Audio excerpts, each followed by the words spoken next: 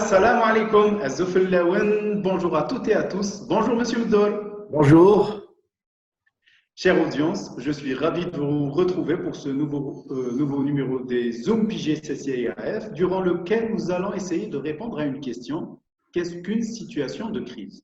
Et pour avoir une réponse claire et précise, j'ai l'honneur d'être accompagné de Monsieur Mdor Slimane, consultant en management et en développement personnel, et aussi expert formateur et coach chez nous au groupe PG Algérie et à la CCIAF dans ces mêmes domaines. Alors, Monsieur Mdor, ces temps-ci, nous entendons souvent parler de gestion de crise. Mais avant de la gérer, il faudrait identifier ce qu'est une crise et comment elle survient. Bien. Merci d'abord pour votre invitation.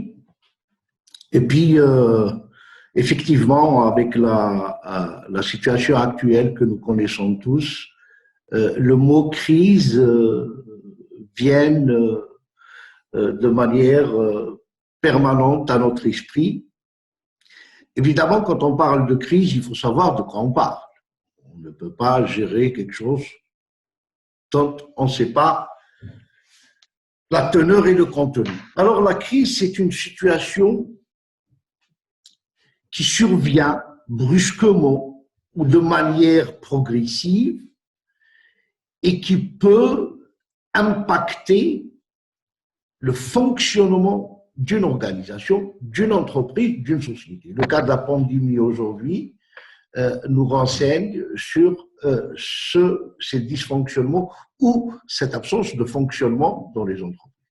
La crise est généralement, quand elle survient soudainement, on dit qu'elle est abrupte. C'est un événement soudain qui arrive et qui impacte le fonctionnement normal d'une entreprise. En revanche, il y a des moments où la crise survient progressivement. C'est le résultat d'une série de dysfonctionnements. Et là, nous parlons de crise cumulative. Si nous revenons à l'actualité et nous prenons l'exemple de la pandémie Covid-19 est une crise abrupte. Elle survient de manière spontanée, plutôt soudaine, pardon. En tout état de cause, une crise, on parle de crise quand une organisation, une entreprise se trouve sans repère. Elle perd ses repères.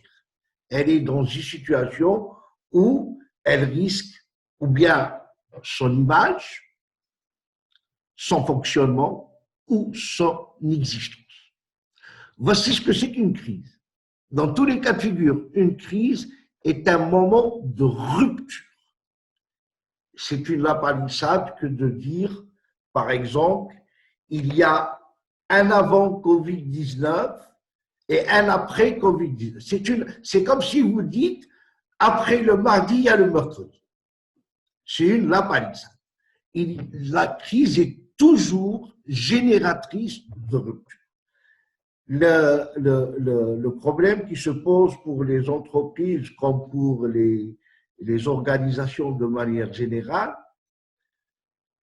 se structure en trois moments, on va en parler tout à l'heure.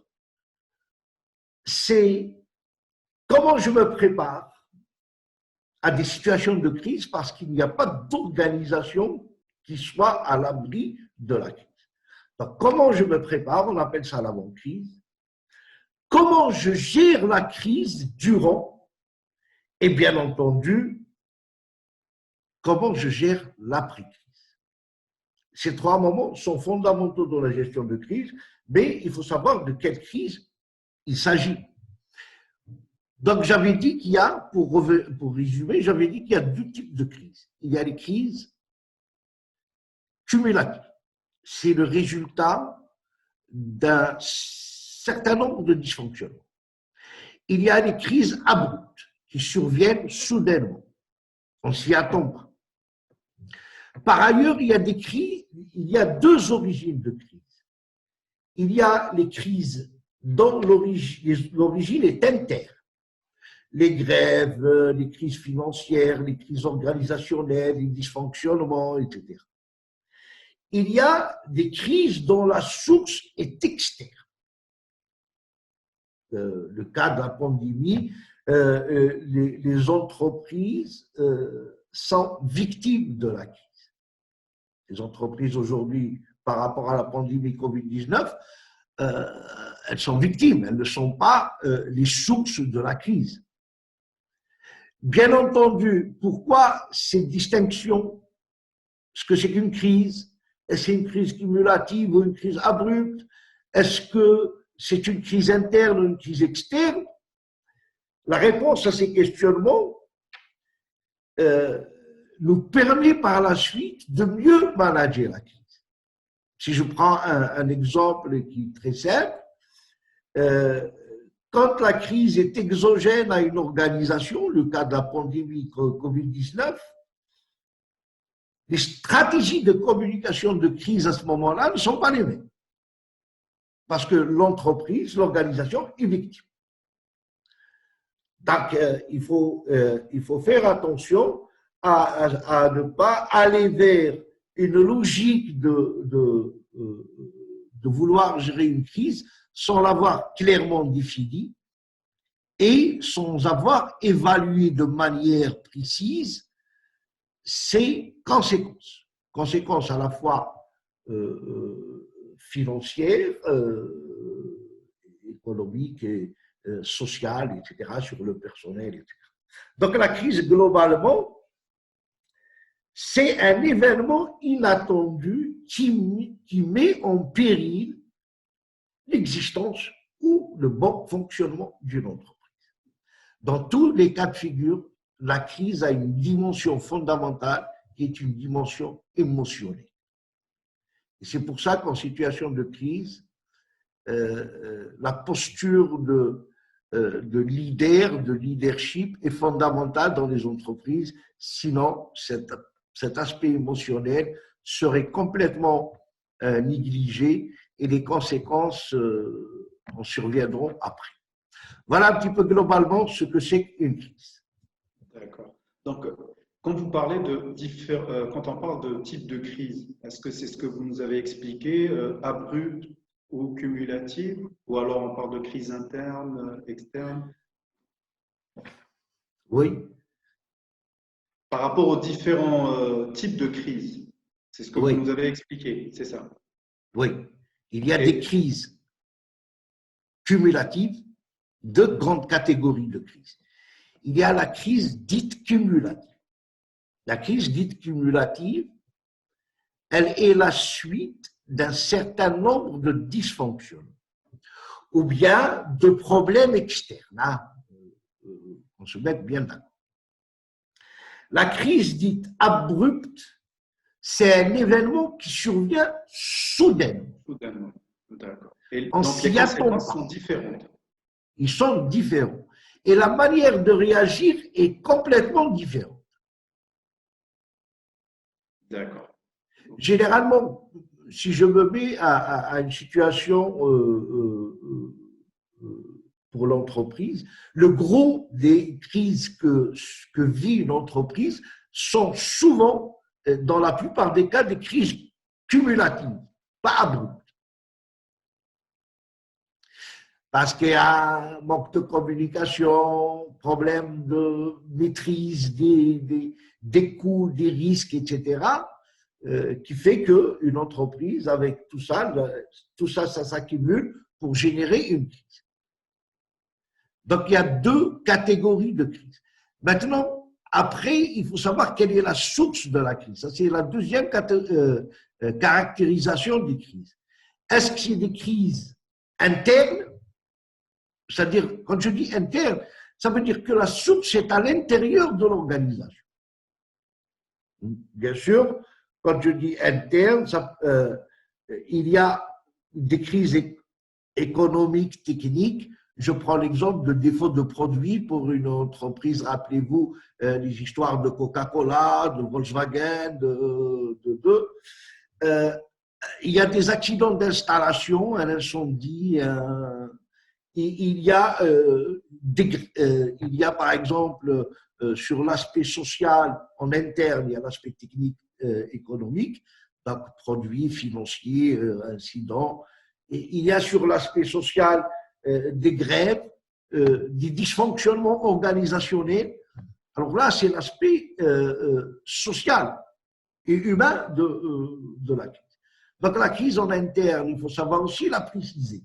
Est-ce qu'elle est, nous sommes à l'intérieur de l'organisation la source de la crise, mais est-ce que cette crise relève des aspects techniques, économiques, ou elle relève des aspects sociaux et organisationnels? Quand je dis social, c'est humain, etc. Bien. Il y a aussi la source externe qui peuvent être sur le plan économique ou technique, une crise institutionnelle, une crise économique mondiale, etc. Sur le plan social, ça peut être, bon, je vais prendre un exemple, peut-être on l'a vécu, par exemple, un attentat terroriste, la crise de la pandémie Covid-19, qui est externe et humaine. Elle est humaine parce qu'elle touche la dimension humaine. Face à cette crise, par exemple, les entreprises en sont les victimes. Il n'y a pas à proprement parler aujourd'hui une crise économique. La crise économique est le résultat de la pandémie sanitaire. Covid-19. Donc voilà un petit peu les grandes catégories de crise. Vous avez commencé à nous parler du cycle de déroulement d'une crise, des différentes phases. Est-ce que vous pouvez nous donner plus de détails sur ce point-ci? Bien. La crise, c'est 4 phases. Quelle que soit la crise va connaître 4 phases. Il y a la phase préliminaire. La phase préliminaire, on appelle ça phase préliminaire, c'est la phase de déclenchement. La pandémie Covid-19 en Algérie, sa phase de déclenchement, c'est à Blida. Donc, cette phase de déclenchement, elle ne dure pas longtemps parce qu'elle nous met en situation d'urgence. Il faut réagir de manière vite.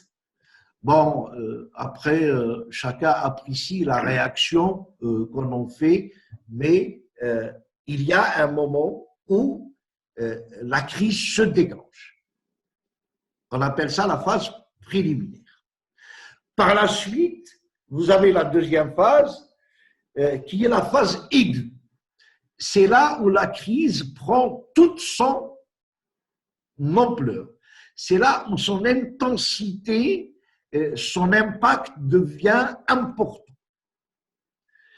Cette partie-là, si vous voulez, pour dire les choses clairement, c'est que la crise monte en intensité. C'est pour prendre l'exemple de Covid-19, c'est quand on va se multiplier les cas de contamination et les cas de décès. Nous sommes réellement dans la phase aiguë de la crise. Par la suite, il y a la troisième phase, c'est la phase chronique.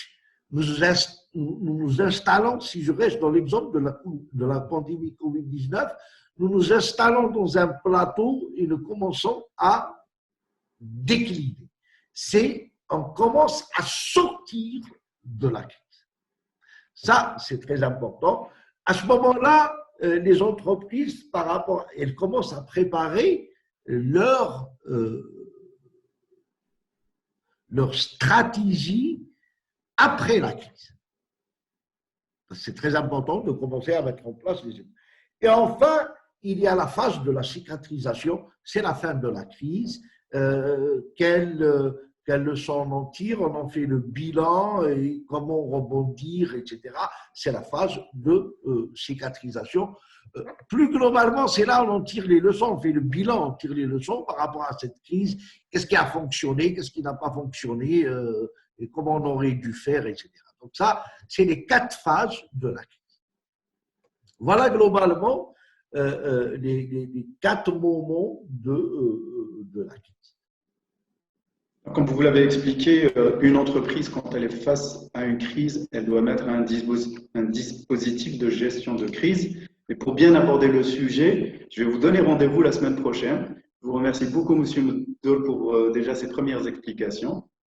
Merci et à la semaine prochaine. Donc à la semaine prochaine, et en attendant de se retrouver, gardons le contact.